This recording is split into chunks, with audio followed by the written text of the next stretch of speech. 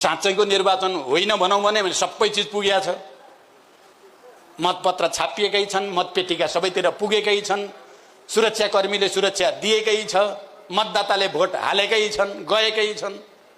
त्यही यो होइन कसरी भन्ने हो भने अनौठो अनौठो परिघटना भएका छन्। म अहिले त्यसमा नै लामो व्याख्या गर्दिनँ। मैले प्रत्यक्ष हाम्रो एकजना उम्मेदवार कमरेडले भनेको कुरा धेरैतिर भन्ने गरेको छु। राष्ट्रपाको एकजना उम्मेदवार 17 गते बेलुका आएर उठ्न त राष्ट्रपाबाट उठिहाल्यो, 300 देखि 400 पनि भोट छैन। त्यसकारण अब उठिसकेपछि अहिले छोड्ने कुरा भएन। चुनावपछि म तपाईको पार्टीमा आउने हो, वातावरण बनाइदिनु होला भनेको 17 गते।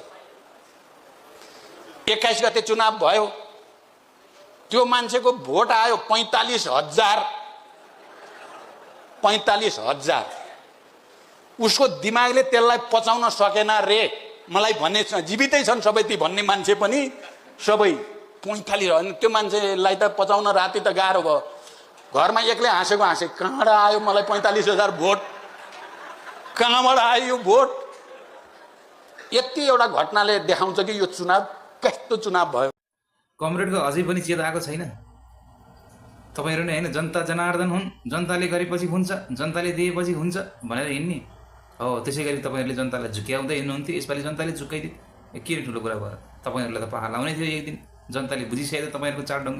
त्यही भएर जनताले तपाईहरुलाई थाहै नपाउने गरेर भित्रभित्रै चिप्लाइदिए र आफ्नै कमजोरीको कारणले हारेको हारलाई अहिलेसम्म स्वीकार गर्न सकेको छैन है।